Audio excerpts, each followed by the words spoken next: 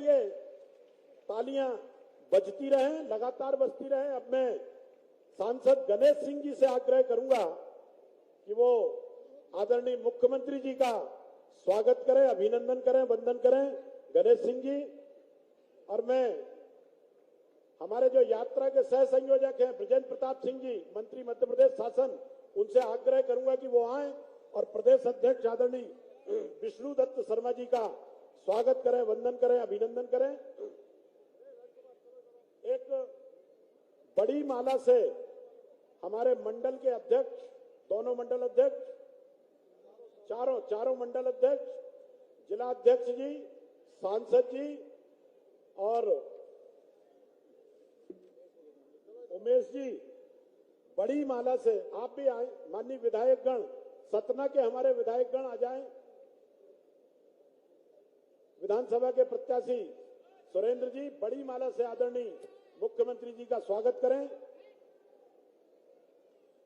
हम सब जोरदार करतल ध्वनि के साथ आदरणीय राष्ट्रीय अध्यक्ष जी का स्वागत करेंगे, वंदन करेंगे, अभिनंदन करेंगे।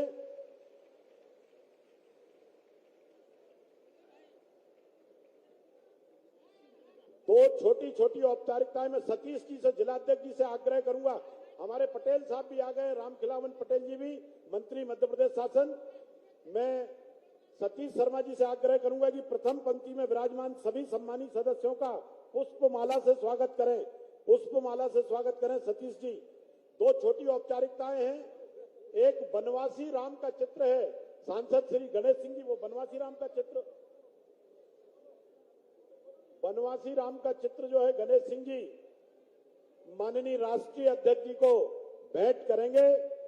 ये चित्रकूट की पावन धरती है जहां भगवान राम ने अपने वनवास के लगभग 12 वर्ष यहां गुजारे थे और ये तपोभूमि है भगवान राम की, और इसलिए राष्ट्रीय अध्यक्ष जी को बनवासी राम का चित्र भेंट करते हुए सतना के सांसद श्री गणेश सिंह जी। एक औपचारिकता और है, बांदा के सांसद हमारे बीच में हैं, वो गदा भेंट करके, बांदा के सांसद श्री पटेल साहब हमारे बीच में हैं, वो गदा भेंट करके, जोरदार तालियां जरा एक बार गदा की अनुपम भेंट के लिए, जोरदार तालियों से स्वागत, वंदन, अभिनंदन। सभी मंच के अतिथियों का स्वागत सतीश जी और उमेश जी कर रहे हैं। और अब मैं आग्रह करता हूं सतना के सांसद, आपके लाडले नेता गणेश सिंह जी से कि वो आए।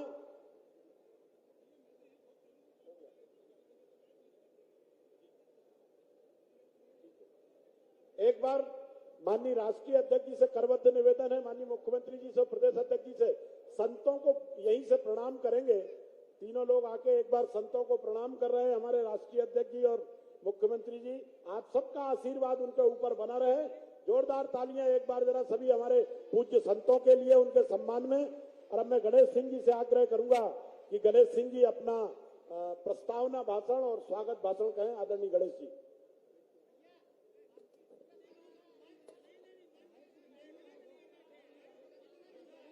भारत माता की एक बार जोरदार तरीके से, माननीय राष्ट्रीय अध्यक्ष जी हमारे बीच में है, मैं चाहता हूं एक बार जोरदार तरीके से भारत माता का जयकारा करिए। भारत माता की, भारत माता की जय, जय श्री राम, जय जय श्री राम। जनाशीर्वाद यात्रा के आज प्रथम दिवस भगवान राम की इस तपोभूमि से प्रारंभ हो रही इस यात्रा के शुभारंभ अवसर पर आज हम सबका मार्गदर्शन करने के लिए पधारे दुनिया के सबसे बड़े राजनीतिक दल भारतीय जनता पार्टी के हमारे राष्ट्रीय यशस्वी अध्यक्ष परम श्रद्धेय श्री जगत प्रकाश नड्डा जी, हमारे प्रदेश के लोकप्रिय मुख्यमंत्री जिन्होंने इस राज्य को बीमारू राज्य से एक विकसित राज्य बनाने तक का सफर यहां तक पहुंचाया है। ऐसे हमारे लोकप्रिय मुख्यमंत्री आदरणीय शिवराज सिंह चौहान जी, भारतीय जनता पार्टी के हमारे प्रदेश के यशस्वी अध्यक्ष आदरणीय श्री वी.डी. शर्मा जी, हमारे भारत सरकार के केंद्रीय मंत्री और मध्य प्रदेश के प्रभारी आदरणीय श्री भूपेंद्र यादव जी, हमारे केंद्रीय मंत्री आदरणीय नरेंद्र सिंह तोमर जी, हमारे केंद्रीय मंत्री आदरणीय ज्योतिरादित्य सिंधिया जी, आदरणीय फग्गन सिंह कुलस्ते जी, हमारे संगठन के इस प्रदेश के प्रभारी आदरणीय मुरलीधर राव जी, भारतीय जनता पार्टी के राष्ट्रीय महामंत्री कैलाश विजय वर्गीय जी, हमारे संगठन के राज्य के संगठन महामंत्री आदरणीय हितानंद शर्मा जी, हमारे राज्य के गृह मंत्री आदरणीय नरोत्तम मिश्रा जी, हमारे मंत्री आदरणीय राजेंद्र शुक्ल जी, हमारे मंत्री आदरणीय रामखिलावन पटेल जी, हमारे आदरणीय मंत्री मंच पर विराजमान सभी हमारे आदरणीय मंत्रीगण, सभी संगठन के हमारे नेतागण, पार्टी के सभी पदाधिकारी, यहां पर उपस्थित चित्रकूट क्षेत्र से गांव-गांव से आए हुए हमारे सभी बुजुर्गगण, भाइयों बहनों, हमारे सभी युवा मित्रों, सबसे पहले मैं सभी पूज्य संतों के चरणों में प्रणाम करता हूं और आप सबको एक बार निवेदन करता हूं कि सभी लोग तालियां बजा करके हमारे राष्ट्रीय अध्यक्ष और केंद्रीय नेताओं का तथा प्रदेश के सभी नेताओं का स्वागत करें, तालियां बजा करके। माननीय अध्यक्ष महोदय, ये धरती भगवान राम के वनवास काल की धरती है। 11.5 वर्ष तक भगवान राम यहां पर रहे। ये वो पुनीत धरती है जहां से भगवान राम पुरुषोत्तम, मर्यादा पुरुषोत्तम श्री राम बने थे। ये वो ही धरती है जहां 1857 की लड़ाई में ये बगल का पिंडरा गांव, जहां सैकड़ों लोग शहीद हुए थे। मैं इस पुनीत धरती में आपका यहां पर उपस्थित सभी नागरिकों की तरफ से बहुत बहुत स्वागत और अभिनंदन करता हूं। ये जन आशीर्वाद यात्रा आज जिसकी यहां पर शुरुआत हो रही है, ये यात्रा भगवान राम की इस तपोभूमि से शुरू होकर ओरछा में राजा राम के दरबार में इसका विश्राम होगा। इसके बाद 25 तारीख को भोपाल में कार्यकर्ताओं का एक महाकुंभ आयोजित किया गया है और उस महाकुंभ में लाखों लाख कार्यकर्ता पूरे प्रदेश से पहुंचेंगे। इसको हटाओ यार, गला खराब कर रहा है, हटाओ जरा, हटा दीजिए इसको।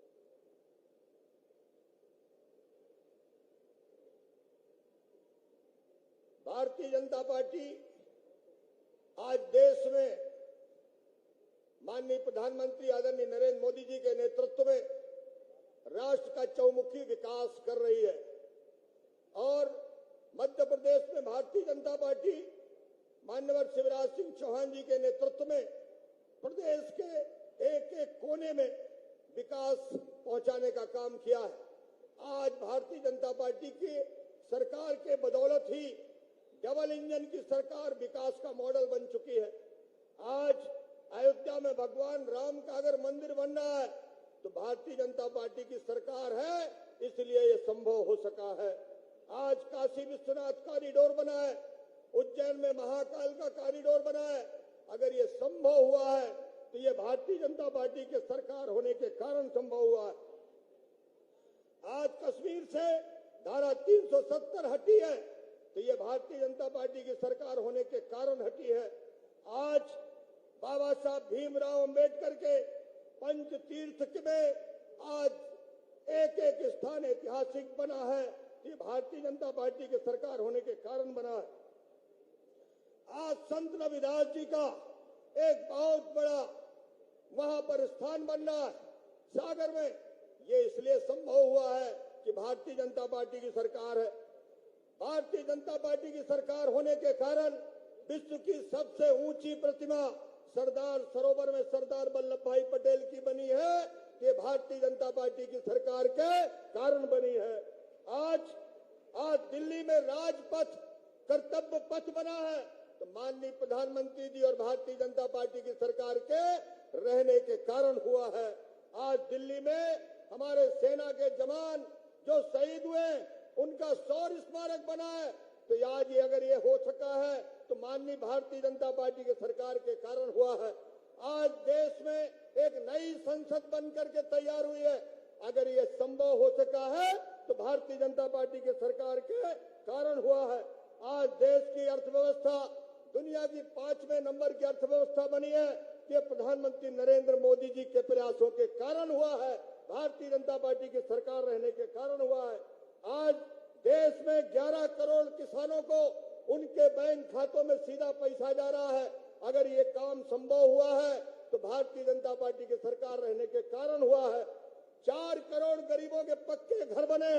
अगर ये संभव हुआ है तो भारतीय जनता पार्टी की सरकार के रहने के कारण हुआ है। 10 करोड़ घरों में रसोई गैस पहुंची। अगर ये संभव हुआ है तो ये भारतीय जनता पार्टी की सरकार के रहने के कारण हुआ है। इतने अनेकों काम आज भारतीय जनता पार्टी की सरकार ने करके गरीबों का जीवन बदल दिया है। आज गांव में खुशहाली का माहौल पैदा किया है। आज देश का गरीब महसूस कर रहा है हमारी समस्याएं अब समाधान की ओर चल पड़ी है। हमारे प्रधानमंत्री नरेंद्र मोदी जी ने पूरी तरह से इस बात को साबित कर दिया कि मैं इस देश के अंदर, मैंने कहा था सबका साथ सबका विकास, आज वो जन जन तक पहुंच रहा है। आज देश चौमुखी विकास कर रहा है। दुनिया में भारत का डंका बज रहा है। इसलिए मैं आप सबसे निवेदन कर रहा हूं, भारतीय जनता पार्टी ही आप सबकी सच्चे साथी के रूप में काम कर रही है। हमारी सरकारें आपकी हर तरह की समस्याओं का समाधान कर रही है। आइए एक बार फिर भारतीय जनता पार्टी को मध्य प्रदेश में पुनः सत्ता प्राप्त हो, उसके लिए आशीर्वाद देने का काम करिए। दोनों हाथ उठाइए, बांधिए मुट्ठी और आशीर्वाद दीजिए भारतीय जनता पार्टी को। भारत माता की बहुत बहुत धन्यवाद। धन्यवाद सांसद जी। माननीय राष्ट्रीय अध्यक्ष जी, पिंडरा के शहीद यहां पर बाबा दलगंजन सिंह के नेतृत्व में 1857 में एक विद्रोह हुआ और उनकी शहादत हुई। आज उनके परिवार के लोग, उनके प्रपौत्र और उनके बेटे श्री अभय प्रताप सिंह और श्री आदित्य प्रताप सिंह भारतीय जनता पार्टी की सदस्यता ले रहे हैं। साथ ही डॉक्टर सपना वर्मा जी जो प्रमुख समाज सेवी हैं और जिनके अपने पूरे भारत में राष्ट्रीय स्तर पर बीमारी मुक्त भारत का प्रकल्प स्थापित कर रही हैं, अपनी संस्था के माध्यम से मधुरिमा सेवा संस्कार फाउंडेशन की अध्यक्ष हैं। ये लोग हमारे दल की सदस्यता ले रहे हैं। जरा जोरदार तालियों के साथ हमारे इन मेहमानों का स्वागत करें।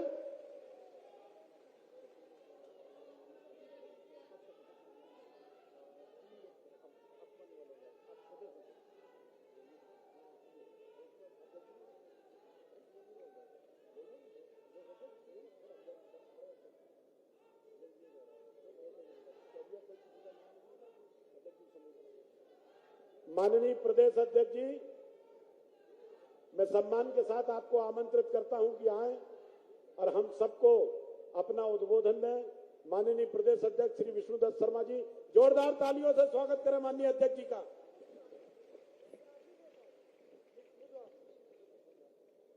बोलिए भारत माता की। अरे आज दुनिया के सबसे बड़े राजनीतिक दल भारतीय जनता पार्टी के माननीय राष्ट्रीय अध्यक्ष आदरणीय जेपी नड्डा जी पधारे हैं। ये आवाज यहां से जन आशीर्वाद लेने आए हैं। आज यहां से पूरे मध्य प्रदेश के कोने कोने में आवाज पहुंचनी चाहिए इस भगवान राम की, इस पुण्य भूमि कर्म भूमि से, कि आज लोगों को लगे कि माननीय राष्ट्रीय अध्यक्ष जी ने आज विजय का आह्वान इस चित्रकूट से कर दिया है। बोलिए भारत माता की, भारत माता की, भगवान श्री रामचंद्र की। आज हमारे इस ऐतिहासिक कार्यक्रम में भारतीय जनता पार्टी मध्य प्रदेश के 2023 के चुनाव के जन आशीर्वाद यात्रा के शुभारंभ के आज इस कार्यक्रम में इस देश की पवित्र भूमि, भगवान श्री राम की वह पुण्य भूमि, जिन्होंने इस भूमि पर 11 साल 11 महीने और 11 दिन इस भूमि में बिताए हैं, ऐसी इस पुण्य भूमि पर आज जन आशीर्वाद यात्रा में हमारे बीच पधारे भारतीय जनता पार्टी के सम्मानीय राष्ट्रीय अध्यक्ष आदरणीय जेपी नड्डा जी, मध्य प्रदेश के हमारे लोकप्रिय मुख्यमंत्री आदरणीय शिवराज सिंह चौहान जी और मंच पर उपस्थित हमारे संपूर्ण हमारा नेतृत्व मध्य प्रदेश का। और मैं आप आज इस चित्रकूट की पुण्य भूमि पर, इस पावन भूमि पर मैं सभी संतों का, जिनके आशीर्वाद से आज भारतीय जनता पार्टी, माननीय प्रधानमंत्री मोदी जी, आज भारतीय जनता पार्टी का नेतृत्व उनके आशीर्वाद से आगे बढ़ रहा है, मैं उनके चरणों में प्रणाम करके आज आप सब लोगों के बीच मैं चाहता हूं कि जोरदार तालियों से माननीय राष्ट्रीय अध्यक्ष जी का एक बार हम अभिनंदन करें। आज माननीय राष्ट्रीय अध्यक्ष जी हमारे बीच पधारे। आज इस अवसर पर मध्य प्रदेश के 2023 के चुनाव में जो जनता जनार्दन आज इस चित्रकूट की जनसभा में आज जन आशीर्वाद यात्रा के शुभारंभ के अवसर पर आज इतनी बड़ी संख्या में इस क्षेत्र के लोग उपस्थित हैं। मेरे नागरिक भाइयों और बहनों, मेरी जनता जनार्दन, मेरे कार्यकर्ता, आज हम सब लोग माननीय राष्ट्रीय अध्यक्ष जी के नेतृत्व में इस पुण्य भूमि पर आप सबसे आशीर्वाद लेने के लिए भारतीय जनता पार्टी के सम्मानीय राष्ट्रीय अध्यक्ष पधारे हैं। मित्रों, इस मध्य प्रदेश के अंदर भारतीय जनता पार्टी की सरकार ने माननीय प्रधानमंत्री नरेंद्र मोदी जी के नेतृत्व में और हमारे मुख्यमंत्री शिवराज सिंह चौहान के नेतृत्व में जो 2003 का मध्य प्रदेश था, ये कांग्रेस के मिस्टर बंटा ढार और दुरावस्था का दौर इस मध्य प्रदेश के अंदर था। भारतीय जनता पार्टी की सरकार ने इस मध्य प्रदेश को विकसित मध्य प्रदेश बनाने का काम किया। विकास के आज चारों तरफ हम देखते हैं कि पूरे मध्य प्रदेश के कोने कोने में आज विकास और गरीब कल्याण माननीय प्रधानमंत्री मोदी जी के नेतृत्व में, माननीय मुख्यमंत्री शिवराज सिंह चौहान के नेतृत्व में और मंच पर बैठा हुआ जो हमारे सम्मानीय सांसद, विधायक, सभी हमारा नेतृत्व यहां पर बैठा है, उन सबके नेतृत्व में आप सबके आशीर्वाद से हर गरीब के जीवन को बदलने का काम भारतीय जनता पार्टी की सरकार कर रही है।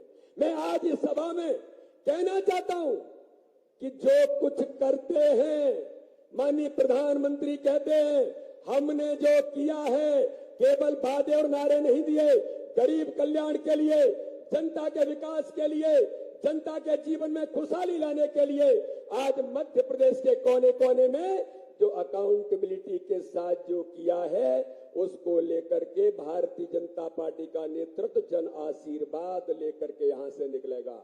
और उसका आशीर्वाद लेने के लिए हमारे राष्ट्रीय अध्यक्ष जी जो दुनिया के सबसे बड़े दल के नेता हैं और हमारे मुख्यमंत्री शिवराज सिंह चौहान, जिन्होंने इस मध्य प्रदेश के अंदर एक एक गांव और गरीब के अंदर जनता जनार्दन के साथ संवेदनशीलता के साथ काम किया है। हमें संतों का आशीर्वाद है पूरे मध्य प्रदेश के अंदर। और ये जो भूमि है, ये भूमि तो संकल्प की भूमि है। भगवान श्री राम ने संकल्प लेकर के कि दुराचारी और आताताई शक्तियों का, राक्षसी शक्तियों का कैसे इस देश के अंदर अंत होगा, ये संकल्प भगवान श्री राम ने यहां से लिया था। और आज हम सब लोगों को आशीर्वाद है। मुझे इस बात का गर्व है, हम सौभाग्यशाली हैं कि आज ये जन आशीर्वाद की शुरुआत भगवान श्री राम की इस पुण्य भूमि से, इस संकल्प भूमि से हो रहा है। इसलिए हम सब लोग मिलकर के आज यहाँ पर संकल्प लेंगे माननीय राष्ट्रीय अध्यक्ष जी के समक्ष कि आगामी आने वाले 2023 के चुनाव में जन आशीर्वाद के माध्यम से जनता जनार्दन का आशीर्वाद लेकर निकलेंगे। 5 यात्राएं निकलेंगी। आज माननीय राष्ट्रीय अध्यक्ष जी संबोधित करेंगे।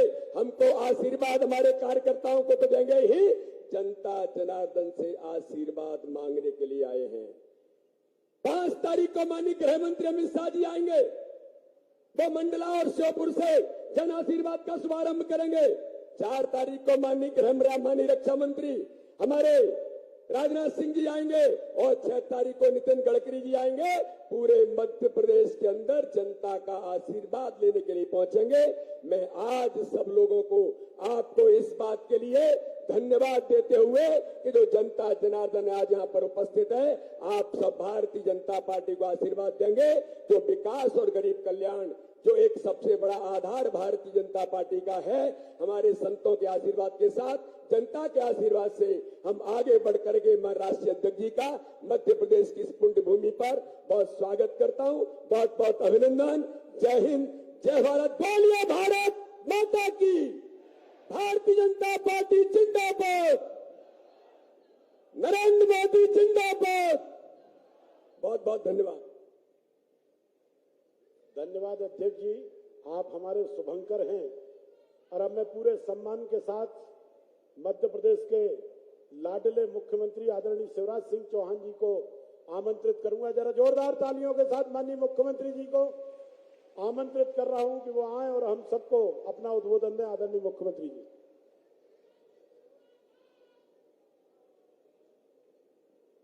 बोलिए भारत माता की।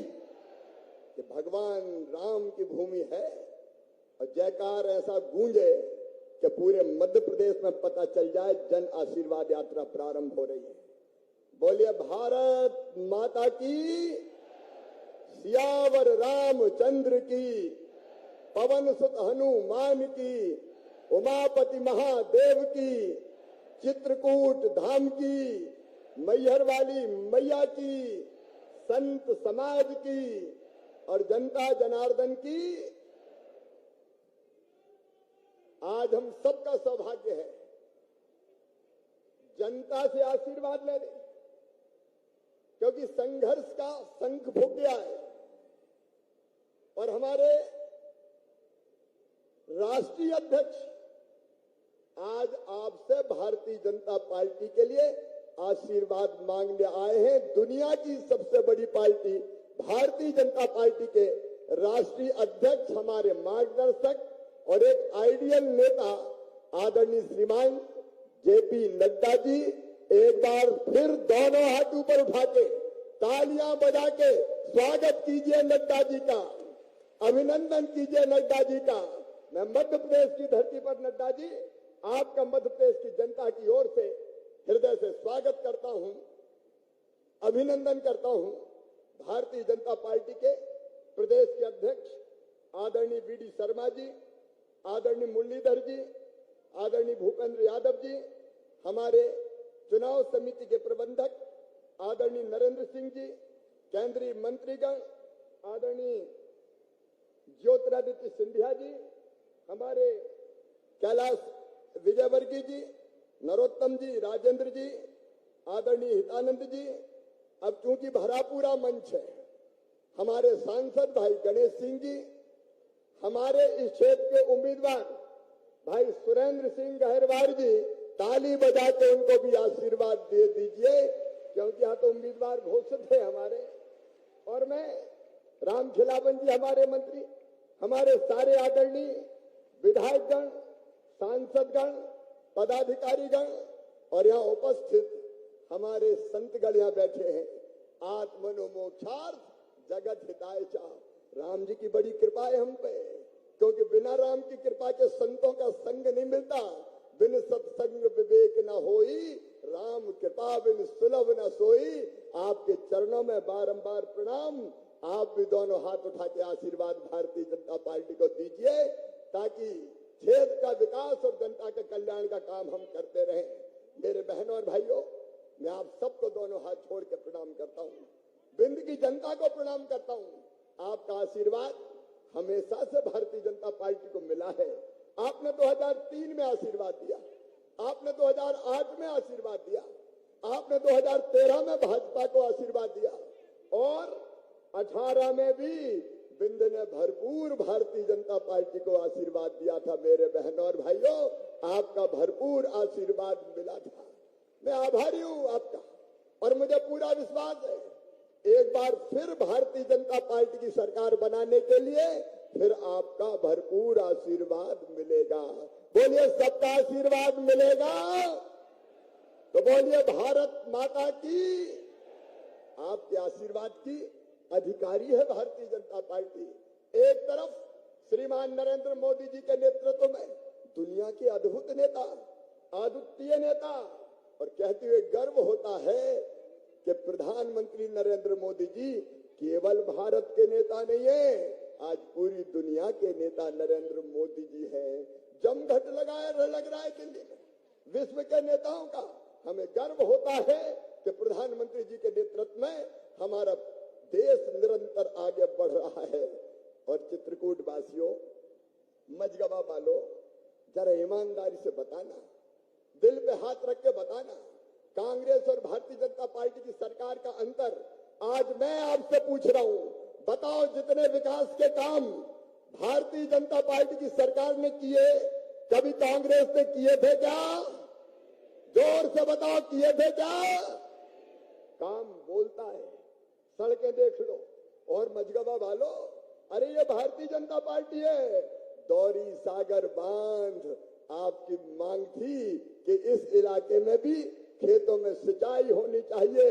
227 करोड़ रुपए की लागत का दौरी सागर बांध भूमि पूजन में नहीं कर पाया, लेकिन अब निर्माण का काम प्रारंभ कर रहे हैं। ये दौरी सागर बनेगा। दौरी सागर पे तो जरा जोर से ताली हो जाए। ये सूखा क्षेत्र, कांग्रेस की सरकारों ने वर्षों तक यहाँ सिंचाई की कभी व्यवस्था नहीं की। 50-60 साल राज किया। कांग्रेस ने क्या दिया था? याद करो मझगवा वालों, चित्रकूट वालों, जब कांग्रेस थी तो चारों तरफ डाकुओं का आतंक रहता था। बताओ, रहता था कि नहीं? अरे जोर से बताओ, रहता था कि नहीं? हमने सरकार आने के बाद यहाँ कह दिया था कि मध्य प्रदेश की धरती पर या तो डाकू रहेंगे या हम रहेंगे, दोनों एक साथ नहीं रह सकते। सारे डकैतों का सफाया करने का काम किया तो भारतीय जनता पार्टी की सरकार ने किया, हमने किया। एक तरफ आतंक का अंत और दूसरी तरफ विकास के काम। यह विधानसभा ऐसी थी जहां हम ज्यादा नहीं जीते, लेकिन फिर भी हमने विकास के कामों में कसर नहीं की। सड़कों का जाल, बिजली का प्रबंध, सिंचाई के और सुन लो, केवल गौरी सागर नहीं रहेगा। अभी नर्मदा मैया का पानी नागौद तरफ से आने वाला है। टनल का काम बहुत कठिन है, वो लगातार चल रहा है। तो नागौद तक पानी नहीं रहेगा सीमित, उस पानी को बाद में दौरी सागर में छोड़ेंगे और दौरी सागर की नहरें बना के सीधे सीधे मंदाकिनी नदी में नर्मदा जी का पानी मिला दिया जाएगा। नर्मदा मैया और मंदाकिनी मैया का संगम होगा। कौन कर सकता था? क्या कांग्रेस ये कभी कर सकते थे? अब जो नहरों का काम यहां से लेके मंदाकिनी तक, वो भी 300 करोड़ रुपया का स्वीकृत हो गया है, टेंडर हो गए, उसका काम भी शुरू करेंगे। किसान भाइयों, ये भारतीय जनता पार्टी की सरकार। कांग्रेस के लोग झूठ बोलते रहे, कर्जा माफ करेंगे, कर्जा माफ करेंगे, डिफाल्टर बना दिया किसानों को। और वो डिफाल्टर बनने के बाद हमने 2200 करोड़ रुपया ब्याज के किसानों को भरने का काम किया, तो भारतीय जनता पार्टी की सरकार ने किया। ये प्रधानमंत्री नरेंद्र मोदी जी है जो पीएम सम्मान निधि, किसान सम्मान निधि किसानों के खाते में डालते हैं। 6000 रुपया हमारे पीएम डालते हैं। तो मुझे भी लगा शिवराज चौथी बार मुख्यमंत्री बन गया रे, तू भी तो कुछ पैसे डाल। तो पहले हमने तय किया 4000, लेकिन अब तय किया 6000। पहले 2000 पीएम साहब के आएंगे, फिर 2000 सीएम के, फिर 2000 पीएम के, फिर 2000 सीएम के, फिर 2000 पीएम के, फिर 2000 सीएम के। साल में 12000 रुपया किसानों के खाते में सीधा डालने का काम किया तो भारतीय जनता पार्टी की सरकार ने किया। कब किया था कांग्रेस ने? मेरी लाडली बहनाएं बैठी है, उधर बड़ी संख्या में बैठी है। मेरी लाडली बहनाओं, अरे कांग्रेस ने कभी तुम्हारे खाते में पैसा डाला था क्या? आज तो बहनें जोर से बोलो, कभी डाला था क्या? और अब सबके खाते में पैसा आ रहा है कि नहीं आ रहा?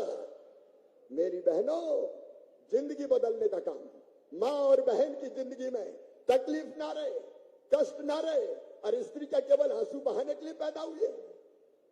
क्या उसके चेहरे पर मुस्कुराहट नहीं आनी चाहिए? और इसलिए मुख्यमंत्री लाडली बहना योजना बनाई तो हमने बनाई, भारतीय जनता पार्टी की सरकार ने बनाई। 15,000 करोड़ रुपया सीधे एक साल में खातों में डालेंगे तो हम डालेंगे बहना, भारतीय जनता पार्टी की सरकार डालेगी। अगर राखी के पहले 250 रुपया आ गए कि नहीं आ गए तो हाथ उठा के बहनों बताओ उधर आ गए। और अब 10 तारीख को फिर आने वाले हैं। ये केवल पैसा नहीं है मेरी बहनों, आपको सम्मान दिया है, सम्मान। भारतीय जनता पार्टी ने आपको सम्मान दिया है। जिंदगी बदलने का अभियान प्रधानमंत्री नरेंद्र मोदी जी के नेतृत्व में चल रहा है। अरे कहीं ऐसी सरकार देखी है? 50 साल तक कांग्रेस ने राज किया, क्या दिया था? ये गरीब कल्याण का महायज्ञ मोदी जी के नेतृत्व में चल रहा है। फ्री में सबको राशन कौन ने दिया था? दिया था कभी कांग्रेस ने। अरे दिया था कभी कांग्रेस ने? तो जोर से बोल के बताओ, दिया था? कब दिया कांग्रेस ने? गरीबों के मकान बन जाए। कई जगह गरीब के पास रहने की जमीन का टुकड़ा छोटा पड़ गया था क्योंकि परिवार बढ़ गया था, और तो हमने तय किया मुख्यमंत्री भू आवासीय अधिकार योजना बना के कि हर गरीब जिसके पास रहने की जमीन का टुकड़ा नहीं है उसको फ्री में पट्टा देके रहने की जमीन का मालिक बनाएंगे। कोई बिना जमीन के नहीं रहेगा। मध्य प्रदेश की धरती पर कोई बिना जमीन के नहीं रहेगा। फिर उस जमीन पर मकान, प्रधानमंत्री आवास योजना के 1 लाख से ज्यादा मकान बने हैं तो सतना जिले की धरती पर बने हैं। लेकिन कुछ बहनें अभी भी कहती है हमारा नाम नहीं है, हमारा नाम नहीं है। तो चिंता मत करना मेरी बहनों, जो छूट गए हैं उनका भी सर्वे करके और उनका भी पक्का मकान बनवाया जाएगा। कोई गरीब मकान से वंचित नहीं रहेगा। बोलो सबका मकान बनना चाहिए कि नहीं? ये भारतीय जनता पार्टी की सरकार है। जनता की जिंदगी बदलती है। झूठे वादे नहीं करते। बेटा बेटियों की पढ़ाई का इंतजाम, उसके विस्तार में मैं नहीं जा रहा। अभी अभी जिन बच्चों ने अच्छे नंबर लाए हायर सेकेंडरी में उनको स्कूटी देना हो, लैपटॉप देना हो। और मेरी बहनाओं ये याद रखना, ये कई योजना कांग्रेस ने बंद कर दी थी।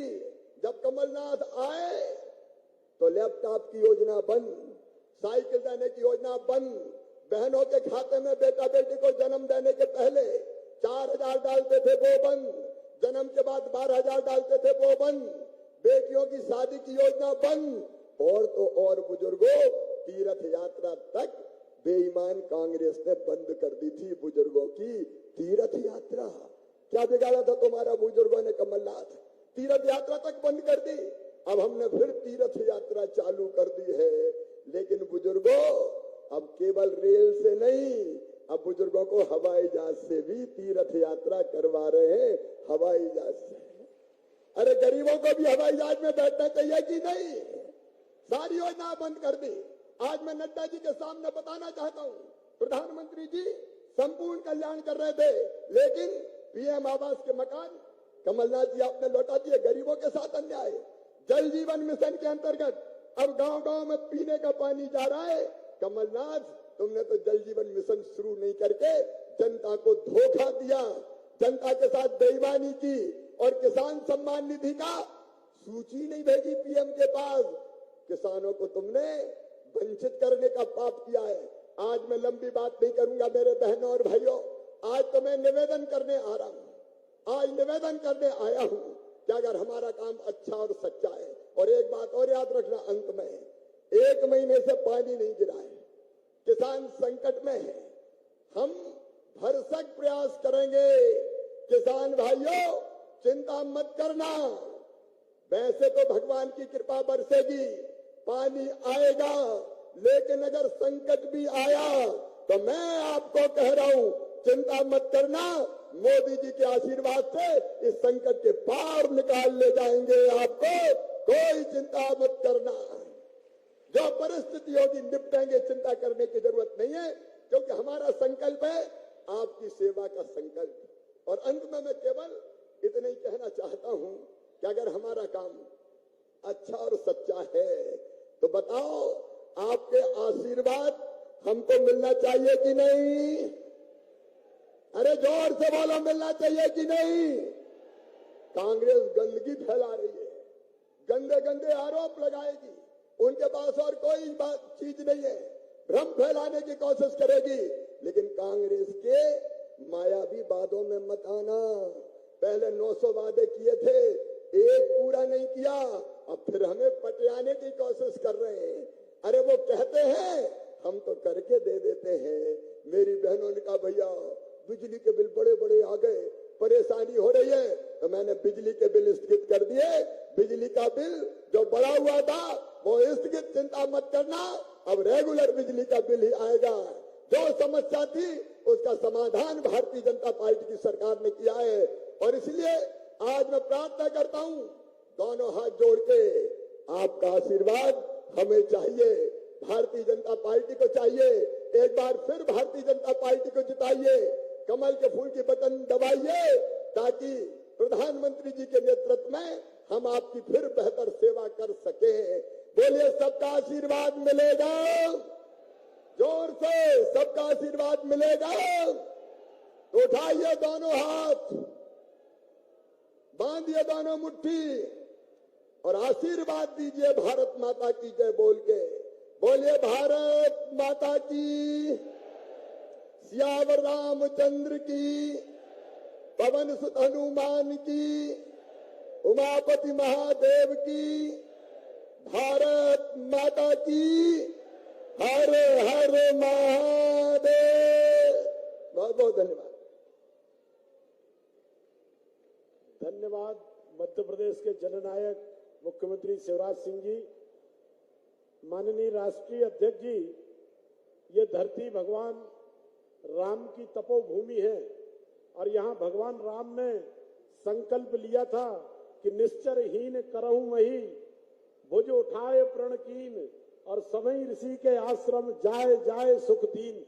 मैं मर्यादा के निष्कलंक जीवन के साथ राजनीति करने वाले मर्यादा पुरुष आदरणीय नड्डा जी को, राष्ट्रीय अध्यक्ष भारतीय जनता पार्टी को आमंत्रित करूंगा कि वो आए और हम सबका मार्गदर्शन करें। जोरदार तालियों के साथ हमारे राष्ट्रीय नेता का हम स्वागत करेंगे, माननीय नड्डा जी।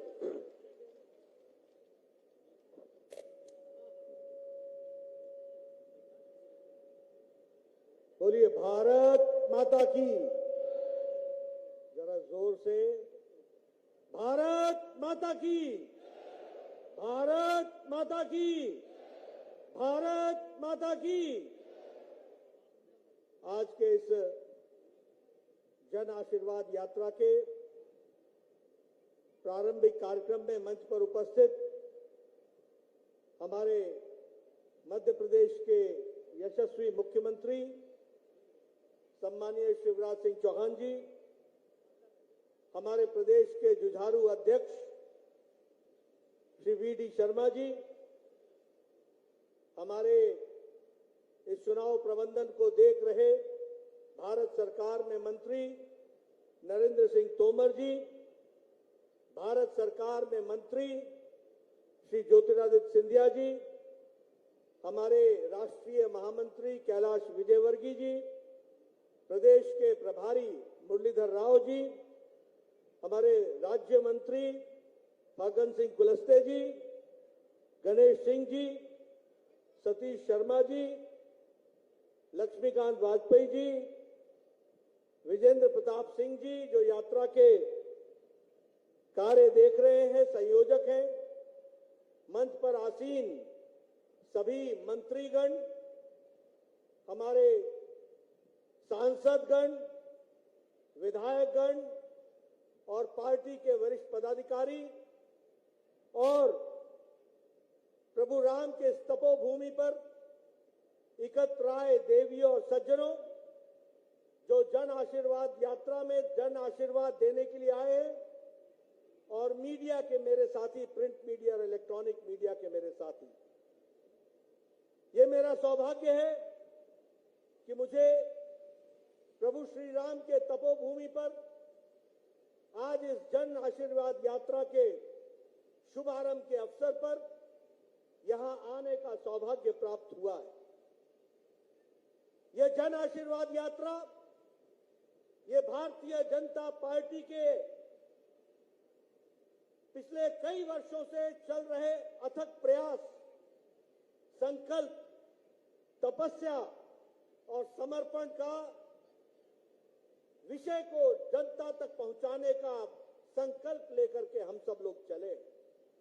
और इसीलिए इस जन आशीर्वाद यात्रा में 10,500 किलोमीटर का सफर करके 5 स्थानों से 230 विधानसभाओं में मध्य प्रदेश की जनता का आशीर्वाद लेकर के जो काम हमने गरीब कल्याण के लिए किया, जो काम हमने महिला सशक्तिकरण के लिए किया, जो काम हमने किसानों के कल्याण के लिए किया, जो काम हम लोगों ने युवाओं के उत्थान के लिए किया, जो काम हमने समाज के हर वर्ग को सशक्तिकरण के लिए दिया, उसको जन जन तक पहुंचाना और जन जन का आशीर्वाद लेना, इस मकसद से जन आशीर्वाद यात्रा की प्रारंभ की जा रही है।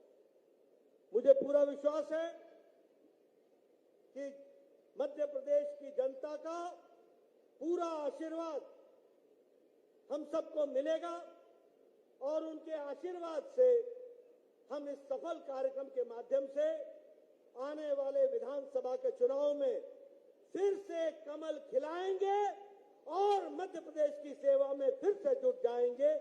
यह भी मैं आपको बताना चाहता हूं।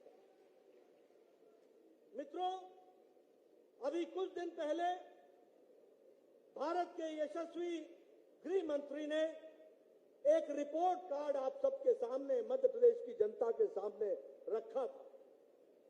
उस रिपोर्ट कार्ड के माध्यम से हम जनता को यह बताने जाएंगे कि कैसे 20 साल पहले का मध्य प्रदेश था और कैसे आज 20 साल के बाद मध्य प्रदेश का परिवर्तन हुआ है और किस तरीके से मध्य प्रदेश आज बढ़ते हुए कदम के साथ एक उत्तम राज्य के रूप में आगे बढ़ा है। इसके लिए मैं भारतीय जनता पार्टी और शिवराज सिंह जी को बधाई देता हूं, जिन्होंने यहां तक इस यात्रा को पहुंचाया।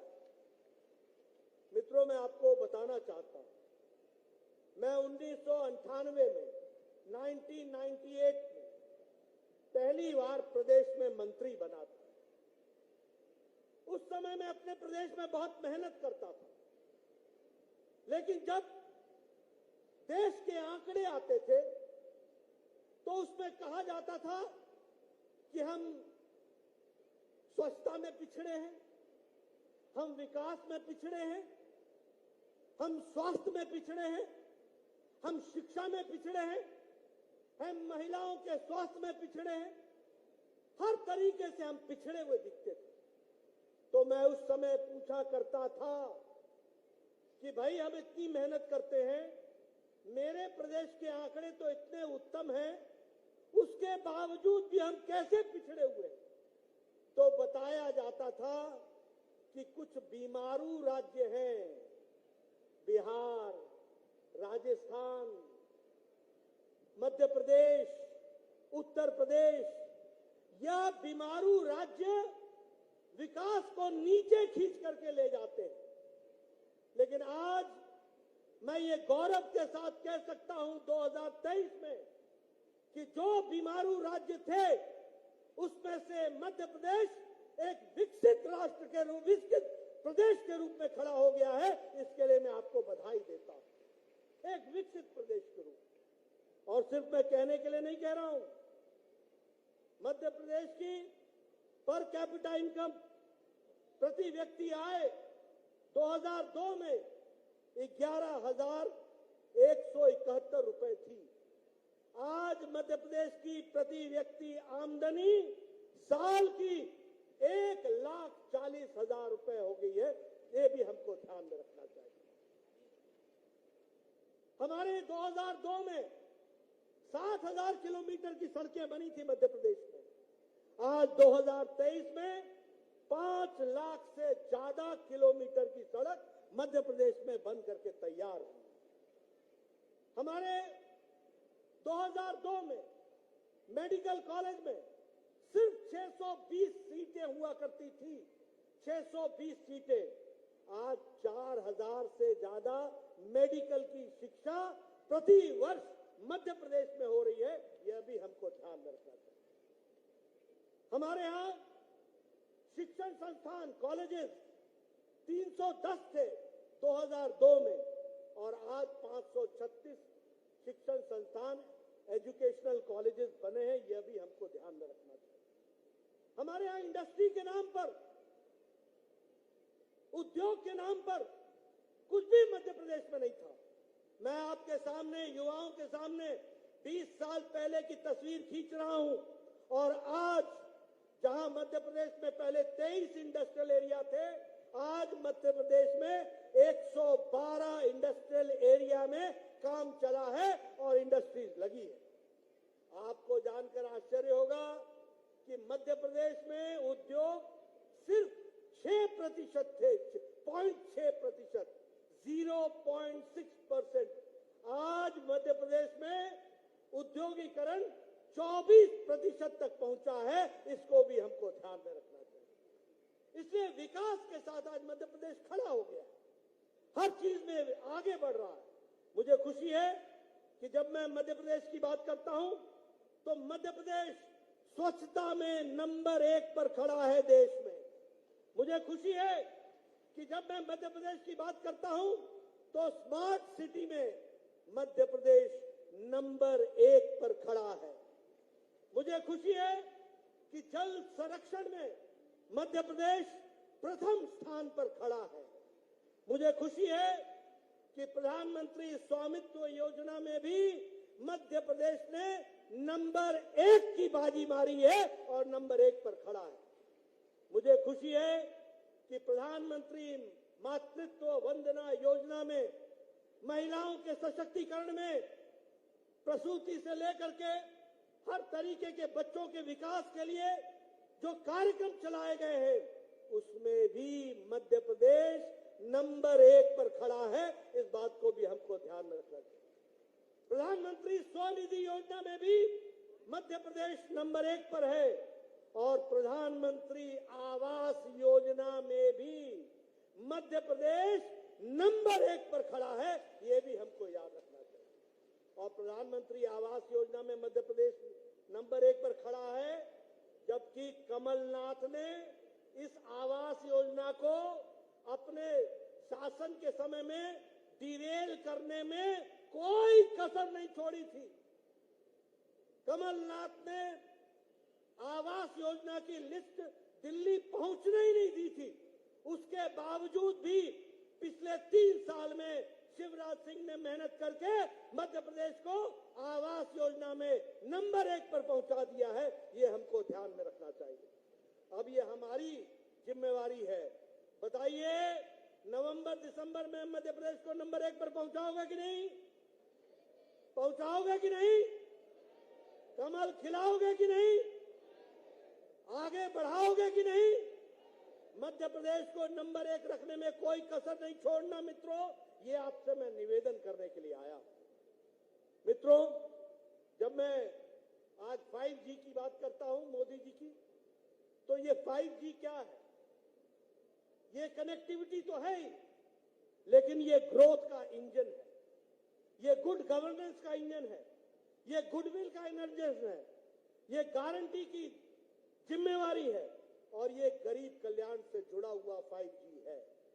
इसके लिए जहां प्रधानमंत्री मोदी जी ने कोई कसर नहीं छोड़ी, वहां मध्य प्रदेश के भी नेताओं ने जनता तक विकास को पहुंचाने में कोई कसर नहीं छोड़ी है।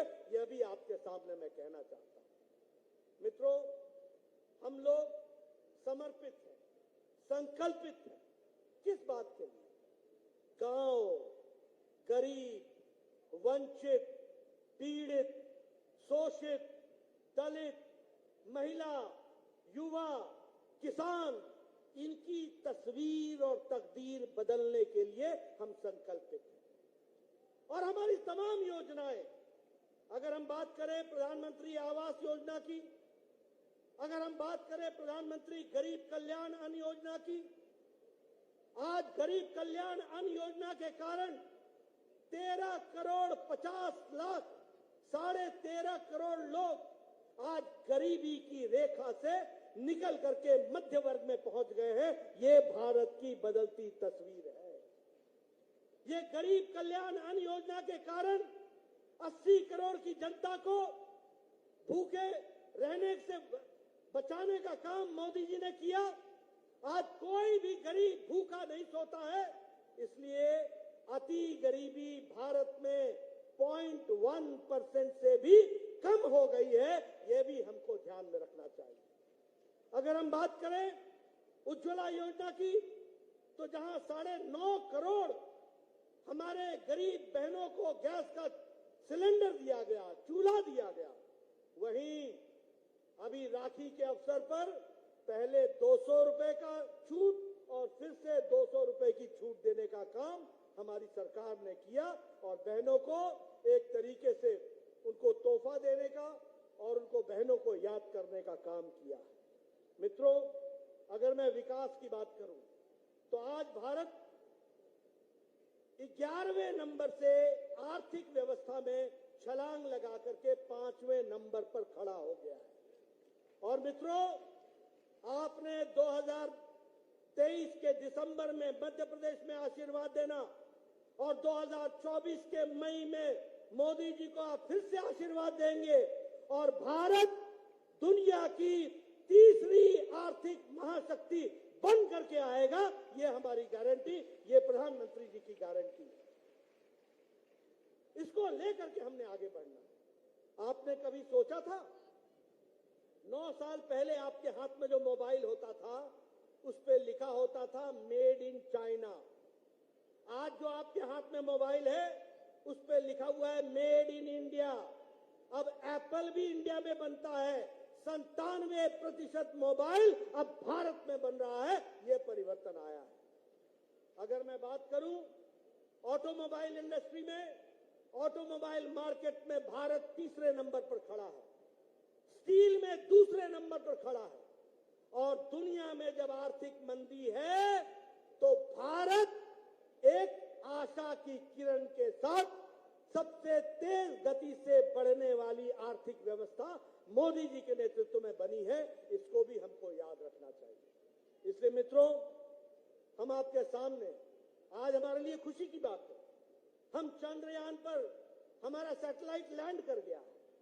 कल हमारा आदित्य L1 सक्सेसफुल लॉन्च हो गया और वो 4 महीने में 15 लाख किलोमीटर की दूरी तय करेगा और 5 साल तक सूरज की पूरी अध्ययन करके जमीन पर हमें बताएगा।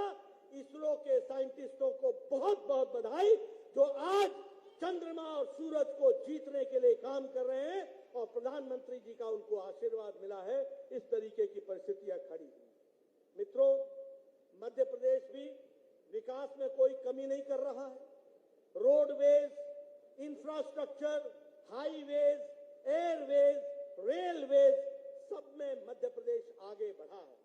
आपको जानकर खुशी होगी कि 34 रेलवे स्टेशन मध्य प्रदेश के सबसे मॉडर्नाइज होकर के 2 साल में तैयार हो जाएंगे और आपको मालूम है कि प्रधानमंत्री जी ने इसका शिलान्यास कुछ ही दिन पहले किया है। यह भी हम सबको मालूम है। अगर मैं बात करूं हमारे हाईवेज की तो 33,000 करोड़ रुपए सिर्फ हाईवेज पर खर्च हुआ है और चंबल का एक्सप्रेस हाईवे उस पर 8,000 करोड़ रुपए खर्च हो रहा है। नर्मदा के एक्सप्रेस हाईवे पर लगभग 31,000 करोड़ रुपए खर्च हो रहा है। उसी तरीके से इंदौर से भोपाल तक मेट्रो के लिए 710 करोड़ रुपए खर्च हो रहे हैं। यह है विकास की कहानी, यह है विकास को आगे बढ़ाने की कहानी। बताइए, ऐसे जन आशीर्वाद यात्रा को आपका आशीर्वाद मिलेगा कि नहीं मिलेगा? मध्य प्रदेश की जनता का आशीर्वाद आप हासिल करेंगे कि नहीं करेंगे? अगर आप करेंगे तो जिन बातों के लिए शिवराज जी ने कहा, लाडली लक्ष्मी योजना, बालिकाओं का सशक्तिकरण, लाडली बहना योजना, महिलाओं का सशक्तिकरण, समाज को विकसित करने का रास्ता, इसको आप आगे बढ़ाएंगे, ऐसा मेरा विश्वास है। ये मैं आपके सामने कहना चाहता हूं। मुझे खुशी है कि आज 14 मेडिकल कॉलेज, नए मेडिकल कॉलेज प्रधानमंत्री मोदी जी ने दिए और मुझे खुशी है गणेश सिंह जी, मेरे ही स्वास्थ्य मंत्री काल में आपको भी मेडिकल कॉलेज मिला मोदी जी के आशीर्वाद से और यहाँ की जनता को वह समर्पित हुआ है, इसके लिए भी आपको मैं बधाई देता हूँ। उसी तरीके से हमारे शिवपुरी के हमारे ज्योतिरादित्य जी बैठे हैं, उनसे पूछिए कि किस तरीके से उनका मेडिकल कॉलेज से वो वंचित हो गए थे, उनको भी मेडिकल कॉलेज देने का प्रयास किया है। हमने तो छिंदवाड़ा में भी मेडिकल कॉलेज खुलवाया है, हमने तो खांडवा में भी मेडिकल कॉलेज खुलवाया है, हमने तो दतिया में भी, रतलाम में भी और सतना में भी मेडिकल कॉलेज को खुलवाने का काम किया है। इसलिए विकास की नई नई कहानियां हम सब लोगों ने रची हैं। फिर चाहे अगर हम धार्मिक दृष्टि से देखें तो चाहे ओमकारेश्वर हो, चाहे अमरकंटक हो, 100 करोड़ रुपए की लागत से इन स्थानों को बढ़ाने का काम प्रधानमंत्री मोदी जी कर रहे हैं और शिवराज जी उनको धरती पर लगा रहे हैं। मित्रों, मैं अगर विकास की कहानी कहूंगा तो बहुत लंबी कहानी हो जाएगी, मैं आपका ज्यादा समय नहीं लेना चाहता, लेकिन एक बात मैं गारंटी से कहना चाहता हूं कि आज मध्य प्रदेश मुख्य धारा में है। शिवराज जी ने जहां इसका विकास किया, बीजेपी की सरकारों ने जहां इसका विकास किया, वहीं विनाश करने में कांग्रेस की सरकारों ने कोई कसर नहीं छोड़ी थी। ये भी आपको ध्यान में रखना चाहिए। आपको याद है ना कमलनाथ का, करपनाथ का की सरकार याद है आपको? आपको याद है कि नहीं है? आपको याद है कि नहीं है कि कमलनाथ की सरकार भ्रष्टाचार से युक्त सरकार थी? आपको ऐसी सरकार चाहिए क्या? आपको ऐसी सरकार चाहिए क्या? अगर नहीं चाहिए तो जागरूक होकर के कमल के निशान को आगे बढ़ाने का जिम्मा आपका होगा, ये आपको इसकी चिंता करनी पड़ेगी। मित्रों, अभी मैं जब यहां बैठा हूं, मेरे पीछे राजेंद्र शुक्ला जी बैठे हैं। कभी सोचा था कि 750 मेगावाट का जो सबसे बड़ा हमारा एशिया का लार्जेस्ट सोलर प्लांट वो कभी लगेगा? एशिया का कहां लगा? मध्य प्रदेश में लगा। कहां लगा? रीवा में लगा। ये है प्रधानमंत्री जी के मध्य प्रदेश के प्रति सोचने का तरीका और उसको विकसित करने का तरीका। मित्रों, महिला सशक्तिकरण की बात करें तो 50% लोकल सेल्फ गवर्नमेंट में उनको रिजर्वेशन दिया गया। हमारे टीचर्स के रिक्रूटमेंट में उनको 50% की रिजर्वेशन दी गई और हमारे पुलिस के रिक्रूटमेंट में 33% की रिजर्वेशन महिलाओं को दी गई है। ये आज विकसित महाराष्ट्र, मध्य प्रदेश को बढ़ाने का काम हमारी सरकार ने किया है कि कैसे मध्य प्रदेश विकसित हो सकता है और करना है, इसको हमको ध्यान में रखना चाहिए। मैं अंत में एक ही बात कहूंगा और वो बड़े दुखी होकर के और आक्रोशित होकर के आपसे मैं एक विषय की चर्चा करना चाहता हूं। मित्रों, हम लोग तो देश के काम में जुटे हैं। ये एनडीए का गठबंधन मोदी जी के नेतृत्व में पूरी ताकत से भारत को विकसित राष्ट्र के रूप में बढ़ाने के लिए लगा, लेकिन दुख के साथ कहना पड़ता है एक ऐसे विषय के बारे में आपसे चर्चा करनी है जिससे सारा भारत आक्रोशित है, आक्रोश में है और उसके साथ साथ पीड़ा में। अभी मुंबई में कुछ परिवारवादी गठबंधन के सदस्य लोग इंडी अलायंस, घमंडिया गठबंधन, ये कौन सा अलायंस है?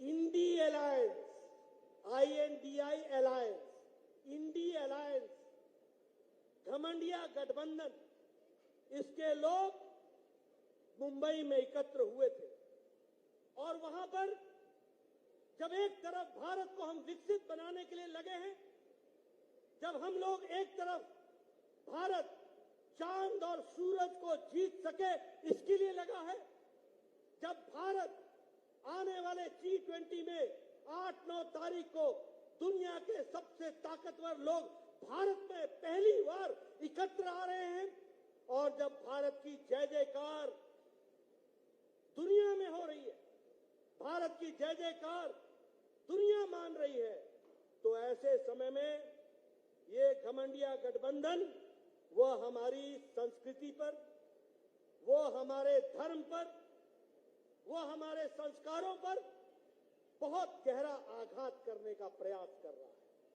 और जब मैं ये कहता हूं तो मैं पूरी जिम्मेवारी के साथ कहता हूं कि ये जो इंडी अलायंस है, ये जो घमंडिया गठबंधन है, जो मुंबई में 3-4 दिन पहले एकत्र आए थे, इसका सबसे बड़ा घटक और सबसे मजबूत घटक डीएमके, जो तमिलनाडु के सरकार को मुख्यमंत्री स्टालिन, उसका बेटा उदयनिधि स्टालिन, वह उदयनिधि स्टालिन सनातन धर्म को समाप्त करने का उद्घोष करता है और कहता है कि हम सनातन धर्म को समाप्त कर देंगे, एबॉलिश कर देंगे, इस तरह की भाषा इस्तेमाल करता है। आप बताइए, ऐसे घमंडिया परिवारवादी इंडी अलायंस को रहने देने का अधिकार है क्या? रहने देने का अधिकार है क्या? क्या सनातन धर्म को हम समाप्त तो होने देंगे क्या? क्या हिंदू धर्म पर इस तरीके का आघात लगने देंगे क्या? ये मित्रों, और क्या कहता है उदयनिधि स्टालिन? कहता है कि एंटी सनातन नहीं, एबॉलिश सनातन, मतलब सनातन धर्म को जड़मूल से समाप्त कर दो।